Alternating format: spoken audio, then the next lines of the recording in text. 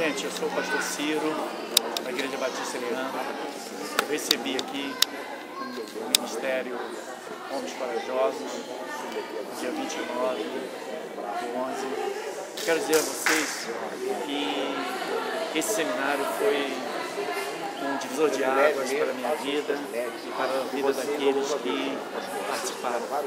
Pude perceber, como pastor, na vida daqueles homens que participaram, a alegria, o confrontamento que cada um teve com a palavra, e no final eu pude perceber que as suas vidas estavam já com sinais de transformação.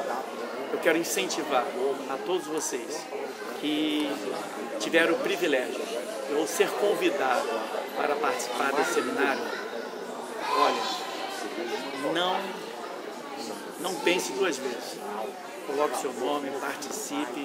Eu creio que os homens de coragem são homens de Deus que fizeram uma grande diferença. Aproveite essa oportunidade.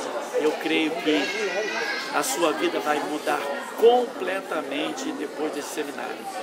E eu tenho uma grande expectativa de tudo aquilo que os homens da Igreja Batista em Leandro, com os demais pastores que participaram em conjunto, também vão testemunhar daquilo que Deus fez através desse seminário.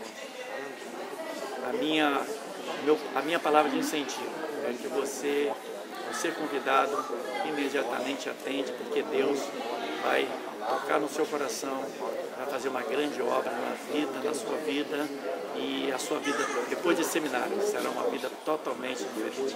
Deus abençoe esses homens de Deus. Pude perceber, homens que andam com Deus, tiveram o cuidado de expressar com alegria e profundidade aquilo que Deus verdadeiramente fez na sua vida. Esse é o Deus que nós servimos, esse é o grande Deus e Pai que nós amamos.